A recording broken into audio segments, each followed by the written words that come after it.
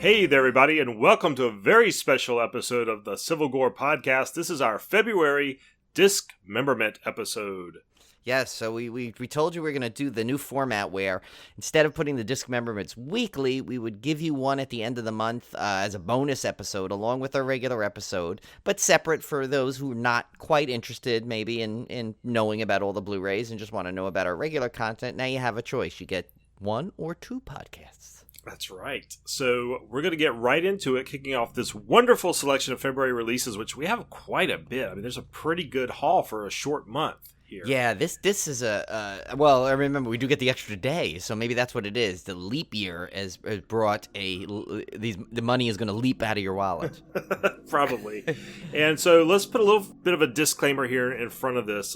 We have a disclaimer. I see what you did there. Yeah, there you go. No, so as you know, when you're putting out, even week to week, sometimes when we were doing the DISCMEMBERMENT on a weekly schedule, we would have changes come up where a disc would get either pushed back or sometimes even moved forward. Features would change. They're finalizing these things right up until printing, which is usually very close to when they're actually shipping. So just be forewarned. Anything you hear on here is subject to change. So before you go getting all excited, definitely go out and check and make sure that it's coming out on the week we say it is.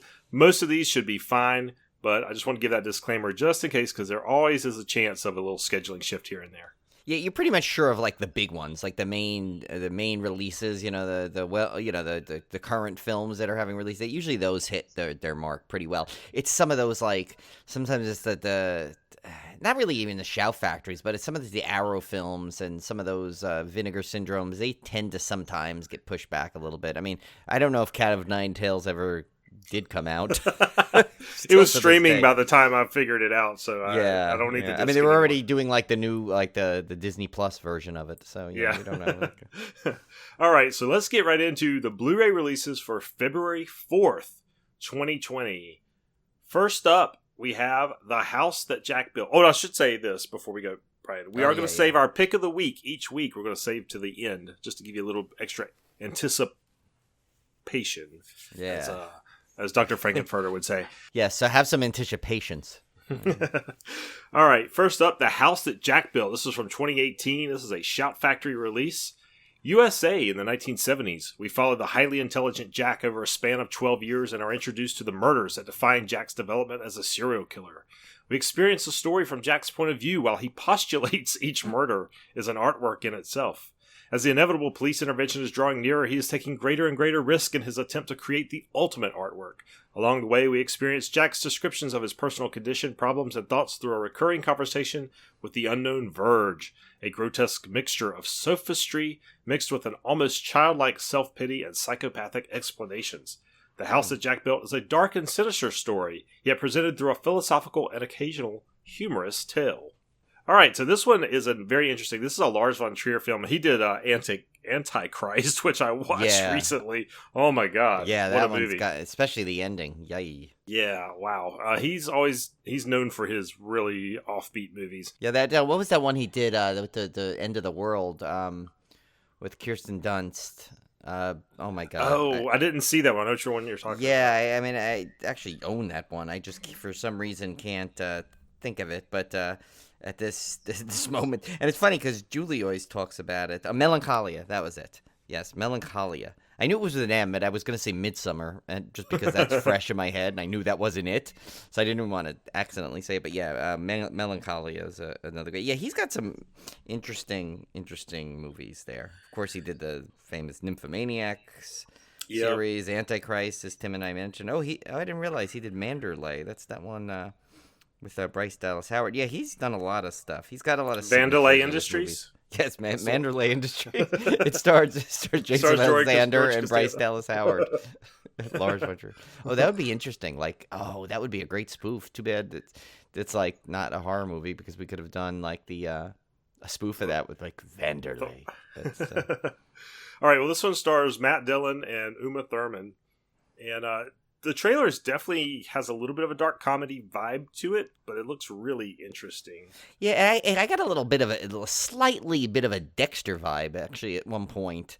Just when he was, like, talking kind of talking around, like doing this voiceover in the camera. I don't know if you've seen Dexter, but there's a lot of that kind of, how he'll talk and he'll kind of give it like a kind of an exposition of what's going on a little bit. I don't know. I got that vibe. I don't think the movie at all is going to be like that. I think just that one sequence in the trailer maybe, but he's a wacky director, Lars von Trier. So should be interesting. This one does include the theatrical and director's cut of the film. Sunning Prize, an interview with director Lars von Trier, a teaser trailer, and a theatrical trailer. So check that one out. Not really packed for a Shout Factory, actually. No, but that they kind of save those for their collector's editions. I mean, they do release occasionally these kind of bare bones disc. That's true. I mean, you get 2 versions of the film, I guess. So I mean, that's good. But next up is Rabid. This is another Shout Factory release. This is from 2018. This is based on the original David Cronenberg film, and this is a Soska Sisters production. Yeah, I have this on order already. Actually, I can't wait to see this. After a young woman, Rose, suffers a disfiguring traffic accident, she undergoes an experimental stem cell treatment that leads to unintended consequences. I almost said consequences. I noted. I thought you were saying it on purpose, actually. I haven't even started drinking yet. I'm already mispronouncing things. But yeah, this does look amazing. The trailer looks fantastic. It looks really cool. Kind of a twist on the zombie thing in a way. Yeah, no, and you know what? I really want to support the Soskas, especially because they had so much issues with this movie where they showed the trailer and then they got banned from Twitter, and it's and it's like if there's a movie you want to really support and let the people out there know that this is the kind of horror you want, go pick up this one. It's not bad. I think it's like $20, so it's pretty good price for it. Next up, we have 1031 Part 2. This is from Scream Team Releasing. Creatures of the Night awaken for this year's Halloween Monster Marathon hosted by Malvolia, the Queen of Screams. Strap in for more freaky flicks with a new batch of indie directors. Spooky tales such as A Halloween Celebration Turned Deadly in A Samhain Liturgy and Something Unholy in the Basement Desires a Nun and Sister Mary, Tori Van Buskirk of Alone. Otherworldly strangers. Are we supposed to know that, though? I guess. Otherworldly strangers need fresh meat in Dead Lift. Stephen Wolf of Doll Factory. Explore the difference between hatchets and tomahawks at the best Halloween party ever in Apache Hatchet Massacre 2. Max Groh of Bong of the Living Dead. And a serial killer has a big problem in Overkill. Drew Marvick of Pool Party Massacre. I think that's what we saw. I think that's the segment we saw the trailer for. Like that one with the serial killer. Yeah, there's a teaser trailer, and I think it only shows one segment. So this is an anthology. Looks very low budget indie, but very gritty vibe, as Brian pointed out in the teaser trailer. So go check that out if you're interested. I had never heard of 1031, the first one. I saw it, but I didn't ever it was one of those things I saw on a list and I never quite knew what it was. And then all of a sudden the second one came out, and I'm like, oh, okay. But I think I want to watch the first one first before I see this one. And this is actually a pricey disc because I saw it listed. I think it's like $29 on Amazon. For Amazon, that's a lot, but it's probably one of those ones because they don't press many, and it looks very indie, so I'm sure it's very limited run. The next one up is kind of a cult classic I've heard of before. I've actually never watched this one. This is Evil Ed from 1995. This is an Arrow release. A mild-mannered film editor is assigned to cut a series of infamous slasher films and is driven murderously insane by the miles of extremely violent footage he edits. And man, this trailer has everything. Vampires, giant puppets, tons of gore. It definitely has that. Definitely has that cult classic feel. I definitely want to check this one out. And Brian, you mentioned this one might be good for a future Civil Gore commentary. I think it does. It kind of reminded me of, what was the one we did? Blood Diner. Yeah. I mean, we got to, this one just has and it's like, I want to say I may have seen a long time ago, but don't remember much of it. So, because when I was watching the trailer, I'm like, I kind of, but then I'm just thinking of the Evil Ed character in Fright Night, maybe. Yeah. Which is probably more what happened, but and I heard there's a sequel. It's called Evil Ed 2, Ed by Dawn. But no, come on. With this type of movie, that would not surprise me at all. Right, I know. Yeah, that's going to be totally like, and then Dawn of the Ed. It's just these. They just write themselves. Yeah. Yeah. I did not see the extras for this one at the time that we posted this, so check those out. I bet you they have some features because it's an Arrow release, and they're usually really good about special features. So, kind of double check that one on me. Next up, this one is one I had heard of. and I really, really wanted to see, and it is Mon Mon Mon Monsters from 2017, produced by RLJ Entertainment. So this one is about a group of teenagers capturing a man-eating monster, and this is a super cool trailer. What'd you think of it, Brian? Yeah, no, I really actually liked it. And it started off as like so weird, and I said, what is this about? And then all of a sudden it just got super dark really fast.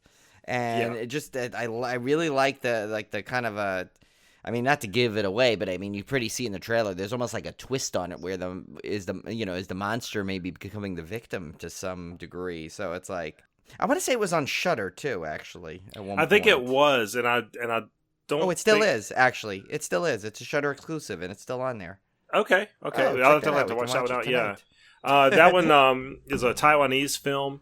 And I'd heard some buzz about it back when it first came out, but it is about this group of kids that basically capture a monster and start to do things to it that is not very nice to do to a monster. So that's kind of a neat twist on the whole monster movie genre. No, but you know what? Just by the trailer, you can see that's probably what would happen with a bunch of rowdy, definitely kids. Definitely. Yeah. And then the final release for this week is Brain Damage. This is another era release from 1988. I'm sorry, the final release before we get to our pick of the week. Brain Damage from 1988. This is another era release. One morning, a young man wakes to find a small, disgusting creature has attached itself to the base of his brain stem. The creature gives him a euphoric state of happiness, but in return demands human victims.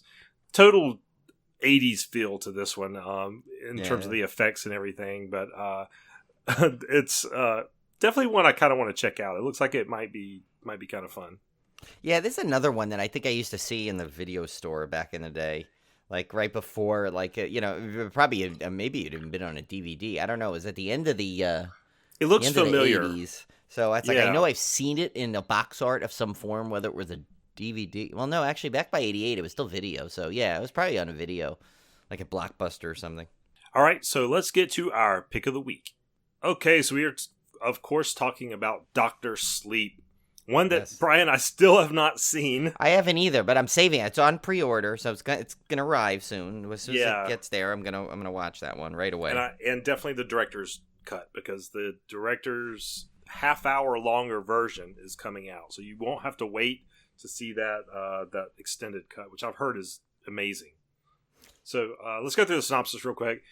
Years following the events of The Shining, a now adult Dan Torrance meets a young girl with similar powers as his and tries to protect her from a cult known as the True Knot, who prey on children with powers to remain immortal. It was an interesting book.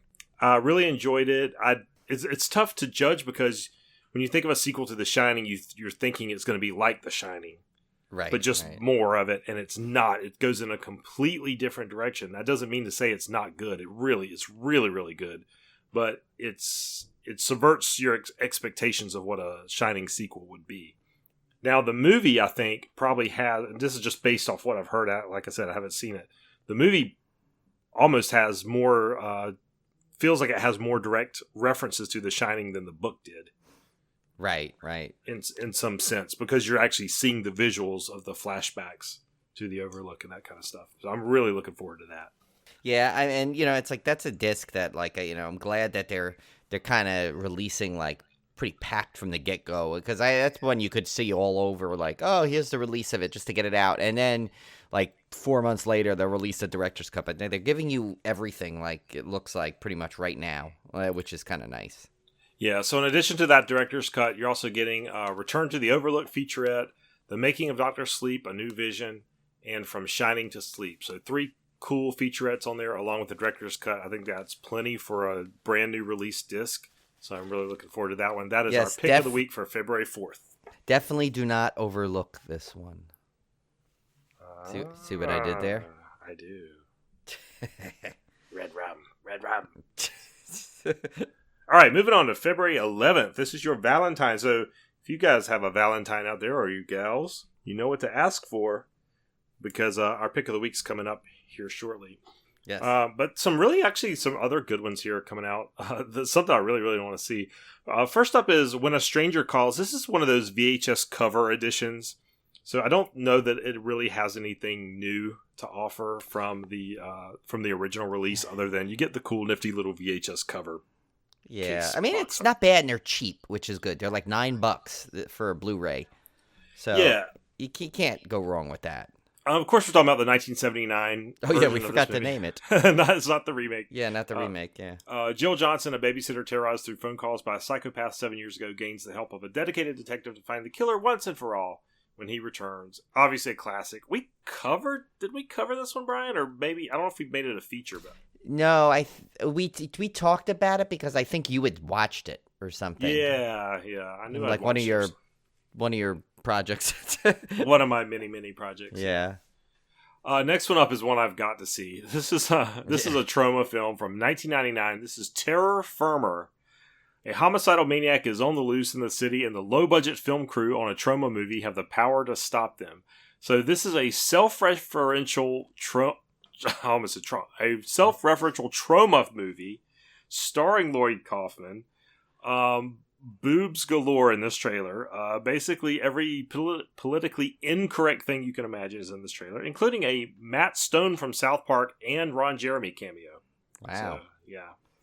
Yeah, it's basically like Lloyd Kaufman's New Nightmare, but pretty what much. This is. It looks insane. So if you're a trauma fan, you got to check that one out. And we know for a fact he likes pizza, so maybe he'll eat pizza in this movie. We'll see.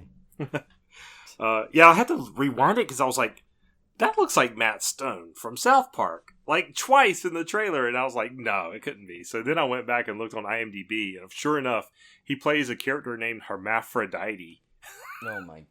Oh my God. And he's uncredited. He's uncredited in it, but it was indeed him. All right, so next up, The Devil from 1981. This one, I think, might have an AKA, but I couldn't quite figure it out. It does, but it's like a weird... it's like another language. I wasn't sure what it is, and I searched it by that too, and I still couldn't find a trailer. Yeah, we could not find anything about this one. This is coming from Massacre Video. Again, 1981. A hideously ugly witch casts spells on her victims, which turn their insides into snakes and worms. I think there were some clips of this out on YouTube, but I did not see a full trailer. But this one looks I think the full movie was out on it. That's the problem. Yeah. It was like, but I'm not gonna. What am I gonna do? You know, like how am I gonna get a vibe of the film like that? I'm gonna have to just keep scanning through. Next up is Even the Wind is Afraid from 1968. This is a VCI release. The film is about a group of college students led by Claudia who decide to investigate a local tower that has figured prominently in disturbing reoccurring dreams Claudia has been having. The dream also consists of a hanged woman's body. They are suspended from school for their antics, but Claudia learns from one of the female staff members that the person in the dream is a student who killed herself years before, and that the teacher has seen her ghost. Oh. And I had no idea what was going on in this trailer. It was completely in Italian, and it was various scenes of women in various states of undress. Yes, they like that in these films. So you might see like, oh, this is a shower scene. Oh, and this is a bathing suit scene. Oh, and this is a getting ready for bed scene. So yeah, and it was like different women too. So there's lots of different women disrobe apparently. Hey, listen, we don't make these films. We're just telling you what comes out. Next one up is this one. I don't know what to think of this one. Hanukkah from 2018, Invincible Pictures. And let's see, here we go. Obadiah Lazarus is the son of Judah Lazarus, the original Hanukkah killer. In 1983, Judah terrorized New York for 7 nights and was preparing to sacrifice his 8-year-old son, Obadiah, on the 8th night. This is like Brian's life story here. Oh my God. It really, yeah. Judah was convinced it was God's will, like Abraham and Isaac, to sacrifice his only son to God. Luckily for Obadiah, police tracked Judah down and stopped the sacrifice, but Judah was gunned down in the process. Warped by hatred with no guidance, Obadiah Lazarus becomes a religious extremist, intolerant of non-Jews, bad Jews, and those he perceives to be enemies of the Jewish faith. But that's a lot of people this encompasses. Just, he gave a... as if they needed one more enemy, yeah. Yeah.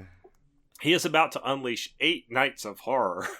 A group of Jewish teens are getting ready to party for the holidays, but are in for a festival of frights.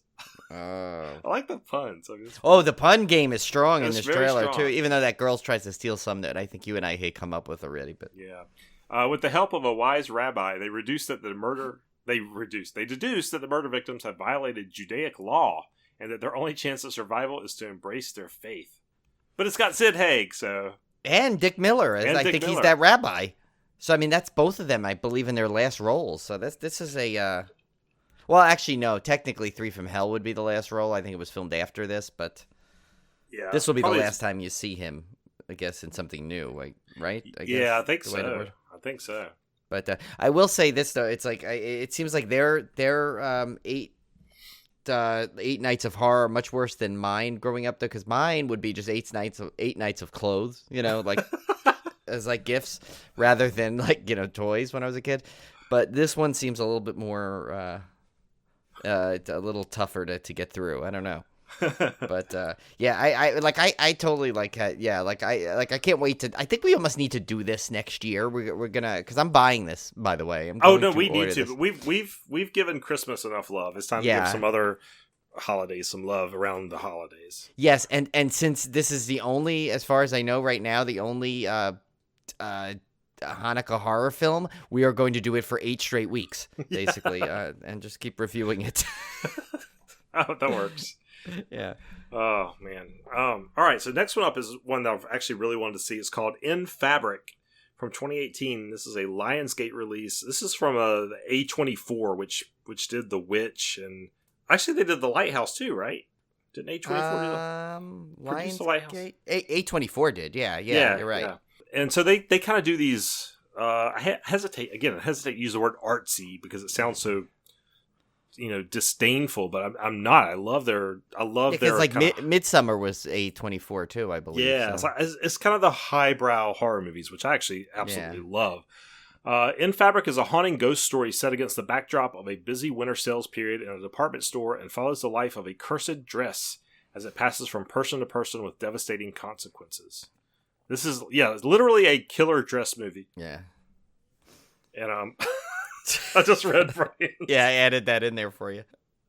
I'll let you read it, Brian. Yeah, no, I said the one. It does look like a cool film, but they missed the tagline that they could have been perfect, which is one size kills all. But they did not use it. So. See, why don't they hire you for publicity? I mean, seriously, both of us, we've come up with so many better things than people do. So this one looks really interesting, though. African American protagonist, which is really neat to see. What was that other one that was? It was won like an Oscar for like it was oh god, what was it? It was like last year. It was about a haunted, the Phantom Thread, right? Phantom Thread, yeah. That was an interesting movie. So actually, horror and clothes are becoming a thing now. Yeah. Brought to you by Fright Rags. Yeah. What's oh god, Fright Rags. I just got good next year. It's oh my god, I can't even spit it out. Next movie in the year is The Scarf. Well, it's a holiday horror film. Okay. Yeah. Well, that wasn't as good as I thought. I don't know. Well, it's just a whole line of clothing horror movies. Yeah. Well, actually, one of the funniest things I saw, a little off topic, but kind of on the same thing. There was I saw someone was joking about was like pick the Pixar movie that's not true, and one was called Ties. It's like now they're out of the closet and ready to go, or something like that. Like it was like or out of the dresser, ready to go. It was something like along the lines, but the description of it, I was like, that actually sounds like a real thing. Like I could see gosh. like Pixar doing that, like with clothing. But yeah, so yeah. All right, so let's get to our pick of the week. Oh, and this I actually will be bold enough to say that this, I think it might be the pick of the month. Ooh. Because I ordered this, and I ordered the special version there, which I wrote in red, so you can kind of add that to the thing. That's the one that's only 2,000 made, but I think they're still taking orders for it, so you could still actually get it. And it's I think it's like $2 more on Shout Factory site over Amazon, but. All right, so we're talking about My Bloody Valentine Collector's Edition. This is a 1981 original. Can't wait. One of my favorite horror movies of all time. Yeah, this is a classic. We have covered it here before, and along with the remake, go seek out that episode. That was a great episode, double feature episode. Yes. But I'll go ahead and read the synopsis here. 20 years ago, in the sleepy mining town of Valentine Bluffs, A fatal mining disaster occurred on Valentine's Day while key members of the crew were decorating for a party. The sole survivor of the accident killed the absentee crew members and warned the town never to have another Valentine's Day celebration. When a group of teenagers decides that the town has gone without a party long enough and begin planning one, a murderous maniac in mining gear begins dispatching townsfolk in bloody and creative ways. So, Brian, tell me about this one that you ordered, because this sounds amazing. Yeah, so I went to look when I got an email from, because I think I'm on the mailing list for Shout Factory. So I got an email asking, pre-orders now for the limited edition, which is only 2,000 made. And you know me, I get suckered into these things easily. But this is one of my favorite all-time movies. It really was a no-brainer, especially when I saw that the price was really no different than if I were going to order it on Amazon. So, and this one, so the version I got, it has all the it's the full bells and whistles that Tim will announce for the regular release, but they have a special offer, so you get an exclusive 18 by 24 rolled poster, and it's featuring the brand new artwork, a second exclusive 18 by 24 rolled poster featuring our alternative new artwork, and an exclusive slipcover featuring our alternative new artwork. And that's only to the first 2,000 pre-orders. So I think as of when I look today, I think they're still available. There's still probably some there. So if you're a big fan of the movie like I am, and you were going to get it anyway, you may want to jump on it and order it direct so you can get those extra features. Yeah, that sounds cool. But even if you don't do that, this disc is packed. So you have a 2-disc version. Disc 1 has the theatrical version with a new 4K scan of the original negative. An Anemic Valentine interview with director George Mahalka. From the Heart, an interview with actor Paul Kelman. Friends of Mine, an interview with actress Lori Hallier. Axel, Be My Valentine, an interview with actor Neil Affleck. Becoming Sylvia, an interview with actress Helene Udy. Wow. The Secret Keeper, an interview with actor Rob Stein. Broken Hearts and Broken Bones, an interview with special makeup effects designer Tom Berman. Holes in the Heart, a look at the difference between the theatrical version and the uncut version. And I can't wait. Those are all brand new interviews. These are all have never been released before. You also get the theatrical version and the uncut version, the original theatrical trailer, TV spots, radio spots, and a gallery. On disc 2, which has that uncut version I spoke of, you have a new audio commentary with director George Mahalka. My Bloody Valentine 35th Anniversary Cast Reunion panel at the Bay of Blood Convention in Florida, featuring director George Mahalka, cast members Lori Hallier, Helene, God, I can't. Sorry. Cast members Lori Hallier, Helene Udy, Rob Stein, Peter Cowper, Thomas Kovacs, Jim Murchison, Alf Humphreys, and hosted by Brian Singleton. Thomas Kovacs performs the Ballad of Harry Warden at the Bay of Blood Convention with Peter Cowper and Jim Murchison. So that sounds really, really cool. Yeah, just for that song alone. I love that song. That was great. Yeah. And by the way, every time I can't help it, but when you said Thomas Kovacs, all I could think of is Mrs. Doubtfire with, "Oh, Kovacs, you naughty monkey," like that. That was just on the other day too, so it didn't help that that was going to be fresh in my mind. All right, so that wraps up February 11th. So find one of those in your Valentine box. Yeah, I ordered. Yeah, so I got that coming that week, and that's it for that week. Sorry, it was the week before. I had a bunch of stuff. All right, now we come to February 18th. This is one of our shorter weeks. So we'll kind of run through these, see if you can find something you like. The first one up is X the Unknown. This is one of those Shout Factory discs of those classic 1950s movies. This one was from 1956. A radioactive mud-like creature terrorizes a Scottish village, and the trailer for this one is pretty much what you'd expect. Typical 50s sci-fi alien horror fare. So I don't know. I think I'm going to at some point, Brian. That's what I'm going to start focusing on, is these weird one-off Shout Factory releases of these 50s movies. I think that's really cool. Yeah, because that's such a good collection of stuff, It's like, and plus, hard. where are you going to find these films? Because it's one thing to collect, most of the movies we already do, like the big names and the stuff coming out of the theaters. But it's quite another thing to get these discs of something like X the Unknown. You're not going to find that on a streaming site. No, you're not going to just easily be able to get your hands on that. Probably. No. Yeah, I mean, every once in a while you may, but it's still, and plus those are ones though that some of my favorite movies in my collection are ones that are, kind of like these special sets. The just because of all the cool special features. I mean, even if I don't get to watch them right away, just to know that I have like just some really cool like sets. Like this Bloody Valentine, my Bloody Valentine one is going to be like a highlight of my collection, just because it's something that has so many features that you're not going to find. I mean, yeah, sure, they'll probably leak online, but to have them all in one spot is a thing. Like the other one I bought the other day, I haven't watched it yet, but it was the House by the Cemetery. It was that great 3-disc limited edition that I bought, and that one is one of those ones. See, those are the kind of ones that I like the best. Like you said, yeah, you'll get all the other ones, but those are the ones that kind of stand out in my collection. Yeah, I mean, because if you're going to collect, you have to have something that you have pride in owning. And I just think it's neat. It would be neat to have like these. Like me, I like focus on a lot of 70s films and stuff. And you kind of got to have your little niche, except for Brian, he just buys everything. So yeah, I've been better though. I have been better. I made kind of like a little budget for myself. Got trips coming up and stuff. So I of course, this February didn't help. This was a bad month, but January was kind of a dud, so it balanced out. Yeah, there you go. Next up is Deadly Manor, aka Savage Lust, from 1990. This is an Arrow release. A group of teenagers take refuge in an old deserted mansion. Soon the members of the group start turning up dead, and the teenagers realize that they're not alone in the mansion. I couldn't find a trailer for this one, but I think it's because it's listed as Savage Lust on YouTube, and I went right past it because my daughter was in the room, and I wasn't going to click on something called Savage Lust. Yeah, that was that. Now that's what they call smart parenting. That's Good smart job, parenting Tim. right there. That's Dad of the Year.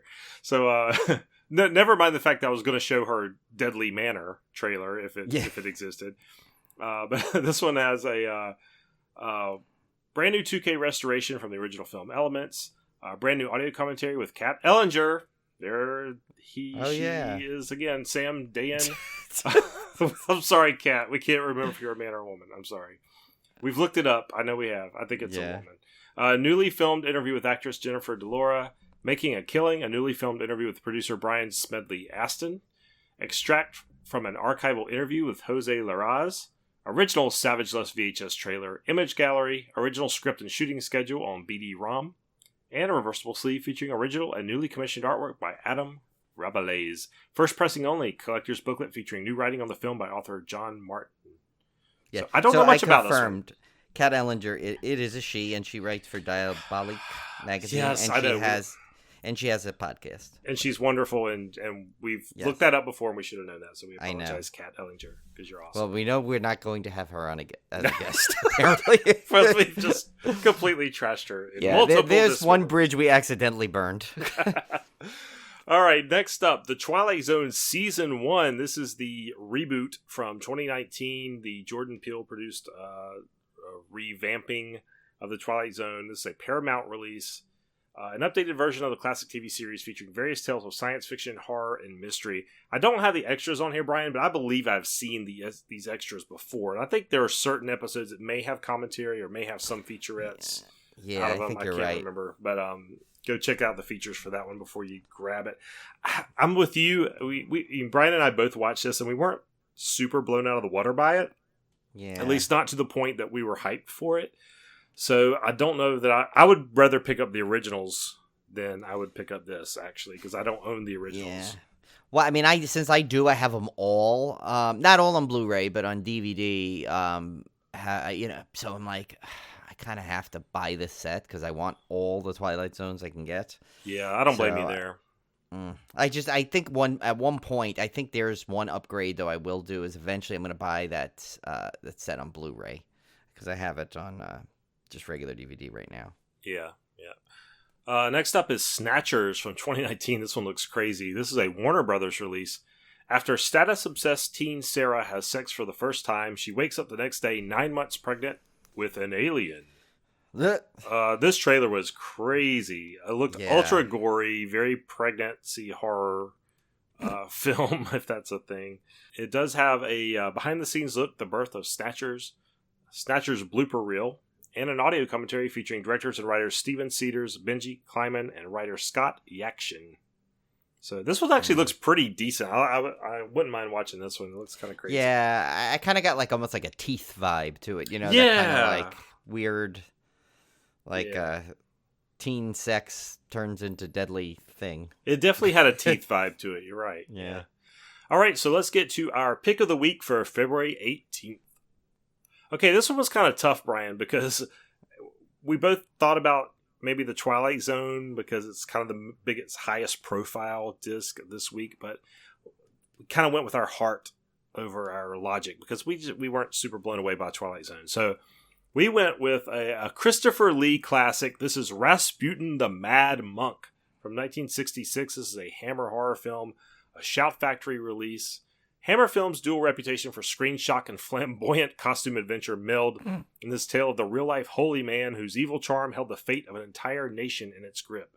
In early 20th century Tsarist Russia, Rasputin, played by Christopher Lee, a wild-eyed peasant monk, mysteriously demonstrates his healing powers by saving a woman's life and asking only for wine and bacchanalian celebration in return.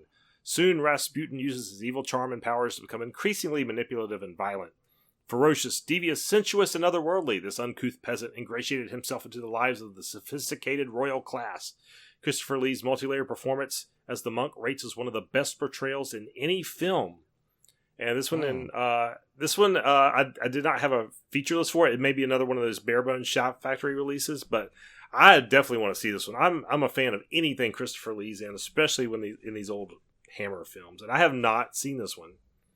Yeah, and wasn't Rasputin like the villain in Anastasia too? And he was the same kind of like. And he's actually a hero in my Cthulhu Death May Die board game.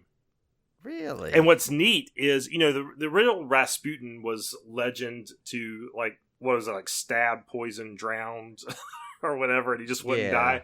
So the neat thing about the character in the board game, which we are talking about, if you guys have downloaded the episode yesterday, we talked about this board game. But the neat thing in the board game is he has an extra life. So if he dies, he can actually come back to life, which is not something every other character can do. So it's kind of neat. Right. Yeah. And you want to hear something even a little odd here? So think about it. Christopher Lee in this played Rasputin, and in Anastasia, the cartoon movie, Christopher Lloyd played Rasputin. Ooh. Very interesting. So I know they have nothing to do with each other other than their names. But well, I know last podcast on the left, I think, if I'm not misremembering, did a fantastic multi-part thing on Rasputin one time. It was really fascinating. So very interesting character. All right, that brings us to the last week in February 25th. And man, this is a great week as well. Yeah. First up, Spookies from 1986. This is a Vinegar Syndrome release. Taking a wrong turn, travelers find themselves trapped in a mysterious house. One horror after another threatens them as the sorcerer who lives within needs sacrifices to give eternal life to his beautiful bride. And this one I have heard of many a time, and I think it's kind of a classic. I have never seen this one. I'm afraid to say 1986. I've got to go check this one out because it looks super, super fun. Yeah, I wanna. The trailer for this was kind of neat, and I wanna. Yeah, I don't know if it's something I'm gonna jump out and buy right away, but just because like I said, I am budging myself. This is a decent week. So I don't know. I definitely want to see it. I just don't know if it's something I'm going to buy right away. I'm going to keep an eye on for sales on Amazon now, I think. Yeah, and it does have some great features if you do decide to buy it. It's got it's a region-free 2-disc Blu-ray set, newly scanned and restored in 4K. Twisted Tale, The Unmaking of Spookies, a feature-length making of documentary, including a commentary track with documentary co-directors Michael Gingold and Glenn Baisley, and extensive deleted I think you have scenes. to say it like Glenn Baisley. Glenn Baisley. Yeah, you're right. That just seems like that. It's got to have that flair to it. I don't know. Glenn Baisley, where's Paisley? There you go. All right. I would do a Michael Caine voice, but I'm already too far down the rabbit hole. I can't go back. Yeah. No, we've already lost. He'll be back. Yeah. Vipco, The Untold Story, a feature-length documentary on the notorious UK home video label, including extended interview footage with Michael Lee, no relation to Christopher, founder of Vipco, and a trailer. 2015 Alamo Drafthouse screening introductions with Spookies director Thomas Doran and co-writer-producer Frank M. Farrell. See, the nice thing about Dismemberment is I only have to mispronounce names once a month. Right. Q&A from a 2015 Hudson Horror Show screening with actor Peter Iasello, actor Anthony Valbiro, and production assistant Tom Sciacca. Archival locations featurette with actor Peter Iasello. Pinreel outtakes and bloopers. Behind-the-scenes still gallery, theatrical trailer, and reversible cover artwork. So, packed disc for that movie. I mean, yeah. Next up, The Candy Snatchers from 1973. God, this trailer is hilarious. Vinegar Syndrome. 16-year-old Candy Phillips is brutally abducted and buried alive in the hills of Southern California by a trio of amateur criminals hoping for a hasty ransom exchange. When Candy's father doesn't show at their agreed rendezvous, the threesome begin to grow anxious. Paranoia sets in. The kidnappers fear their meticulous plan is crumbling and begin a downward spiral into depravity, mutilation, and cold-blooded murder, with Candy helplessly trapped in the middle. And Brian, I didn't get to see this trailer, but you said this one was pretty entertaining. Oh my God, yeah, the whole time it's one of those trailers that I don't know, it's something about that time period in the 70s where they feel the need to repeat the title 17 times. Yes, I love those. So every 2 seconds it was The Candy Snatchers, and it was the same frozen image of the three of them there, which was these two guys and a woman in like a van, and they had some classic lines in it. Like the one I put was they were rough on Candy, but even rougher on themselves. This is one of those, of course, 70s trailer where like boobs are flying into the trailers, because back then, I guess they had no trailer restrictions at all. And there was actually another line where I guess this is somewhat of a spoiler, but I don't even know with this movie if anything could be spoiled. It's 40-some years old. I guess we could spoil it. Yeah, there's like one part. I guess they chop off her finger and they go, they sent her father a piece of candy, and it's in like a box, and it's like her finger. No. I mean, it's like that. That's what you're getting on with this movie. I mean, it looks like a ton of fun though to watch. So I don't know. Somebody thought of that scene and decided to make an entire movie around it. Yes, that was line. Yes. I guarantee you that was the first the first plot point in that film. Oh my God, that's hilarious. Yeah, you got to watch this trailer after. It's pretty epic. All right, next up we have Pet Sematary 2 Collector's Edition, and if you think that's a weird movie to make a collector's edition out of, then you don't know Shout Factory, because they do this all the time. 1992, the cemetery is up to its old zombie-raising tricks again. This time the protagonists are Jeff Matthews, whose mother died in a Hollywood stage accident, and Drew Gilbert, a boy coping with an abusive stepfather. And this one is still about a month out, so I did not have a list of the extras for this one, but you can bet it's a Shout Factory Collector's Edition, so it will be packed, I'm sure. As much as a Pet Sematary 2 Collector's Edition can be packed, I guess. Yeah, and I remember I saw this in the theater, and I didn't really care for it, but it's one of those ones, as the completionist in me, we'll have to buy it. I just wish there was the original Pet Sematary had this treatment, but oh well. Which the disc out now is not terrible. No, it's not terrible, but like it's funny. Like this will have a big Shout Factory release packed with tons and tons of extras, and not true. That one. I don't know. All right, next up, the One Missed Call trilogy from 2003 to 2006. This is another Arrow release. An iconic trilogy of J-horror films comes to Blu-ray for the first time, tapping into the same brand of terror as The Ring and Grudge movies. Visionary director Takashi Miike, how do you pronounce his name? It's Miike, I think. Miike. I can't remember. Miike. Something. I would have said Mike. No, but, Mike. Takashi Mike, dude. No, I think it's Miike. Yeah, no, I think you're right, actually. Who did Audition and Blade of the Immortal, presents a modern high-tech twist on that mainstay of Japanese folklore, the Yurei, or vengeful spirit, in the form of its own iconic anti-hero, the terrifying Mimiko.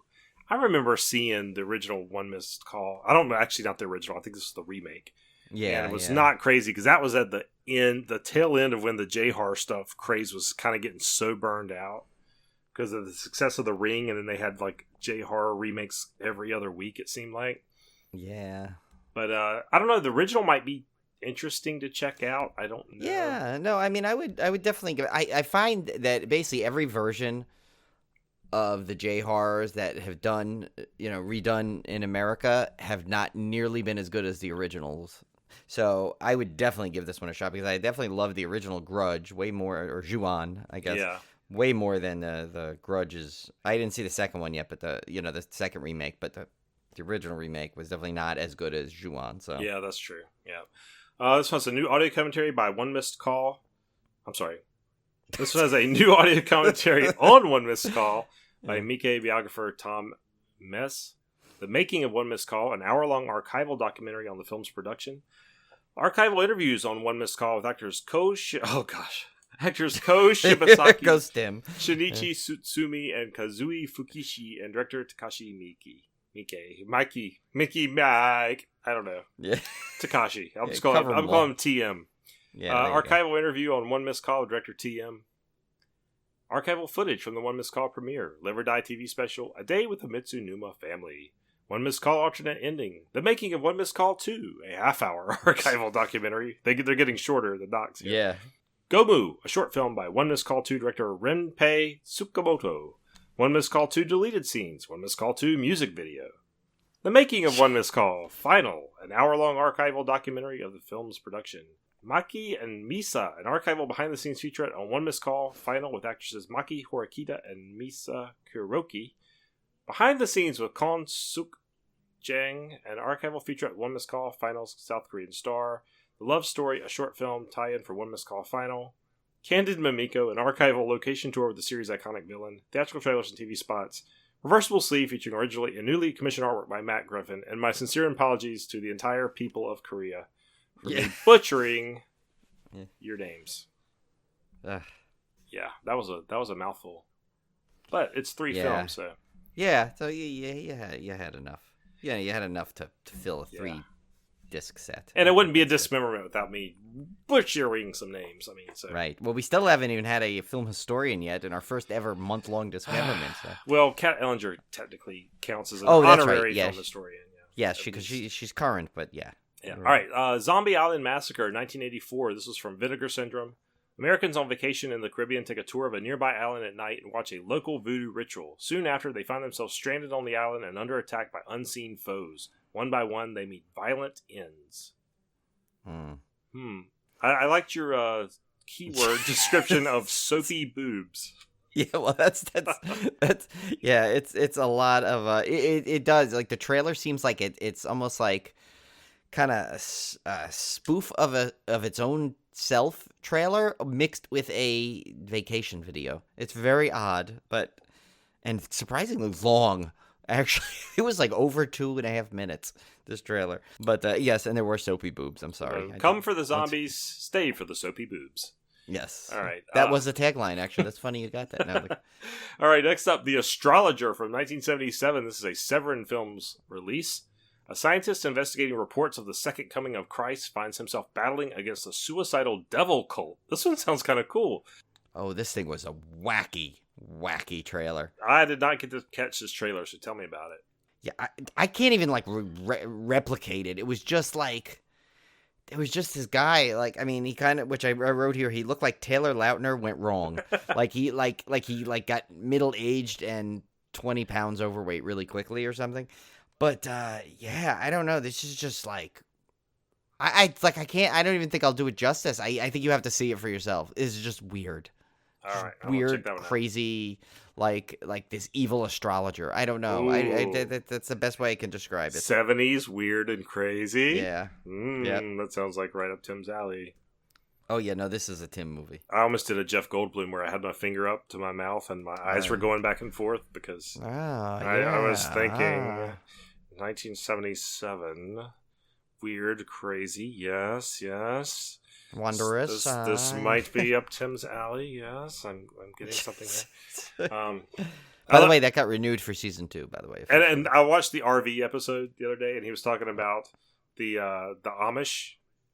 A third of their workforce making these RVs is the Amish. How crazy was that? And that one guy that, like, loved making them, but he couldn't drive one. Yeah, but I loved when he said, so the Amish took the road less traveled, and they are making RVs for people to travel the road less traveled. And he was really going Goldblum. down that you could just see his gears turning. It was awesome. Oh yeah, that was vintage Goldblum. I still think we need to somehow get in touch with him and tell him he needs to do a roller coaster or theme park one. Yes, definitely. That would be awesome. We could have him, like, he could just come and visit us, and we could ride some roller coasters together. That'd be. Yeah. Can you imagine? So I see that you sit in a small cube, takes you up into the stratosphere, and instead of holding on for dear life, you put your hands up higher. Yeah.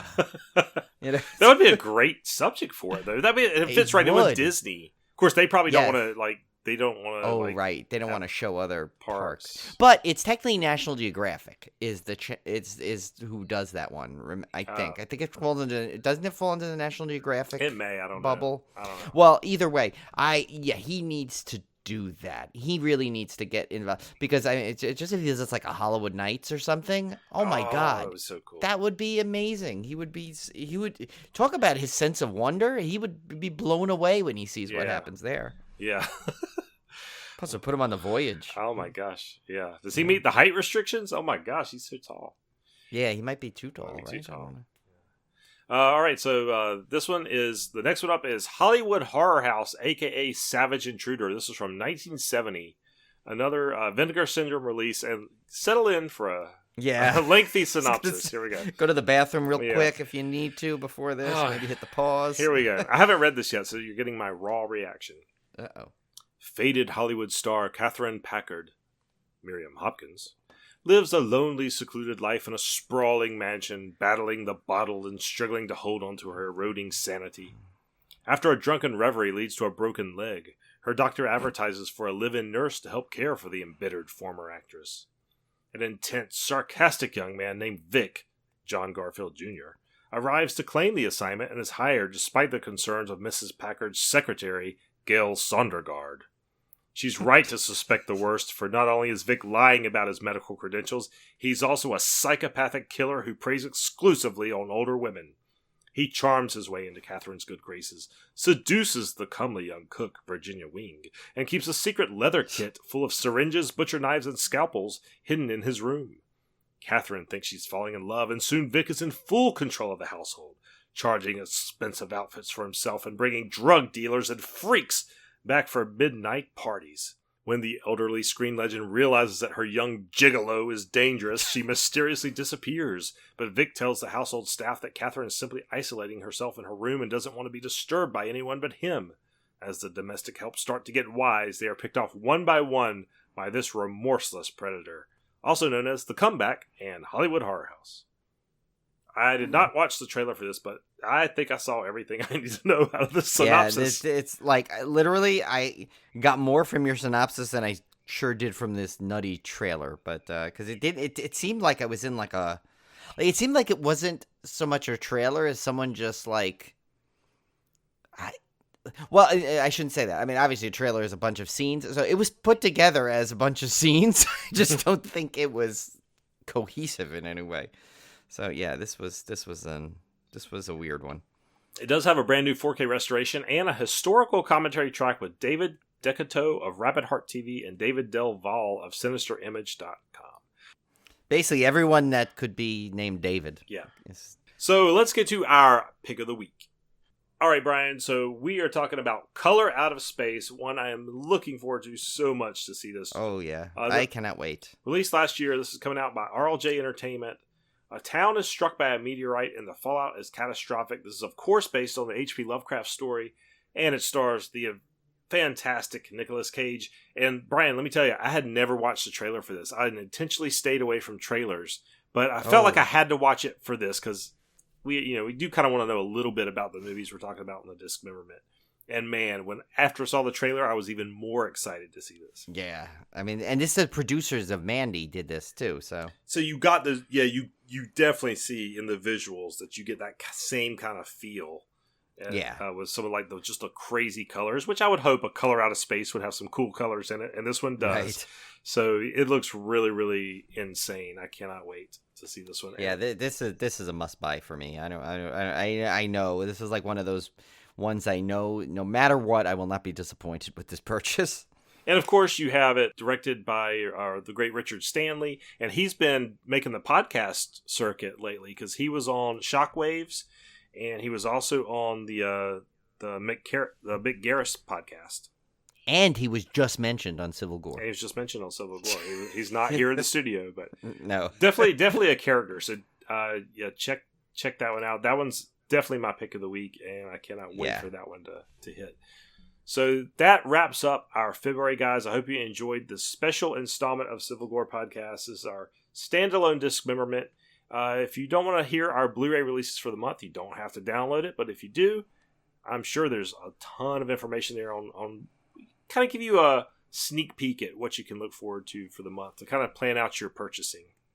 Yeah. I think it's nice of us. I do too. So we'll see you guys back here for the March releases towards the end of February. Take care, guys, and we'll see you back here next month. Yep.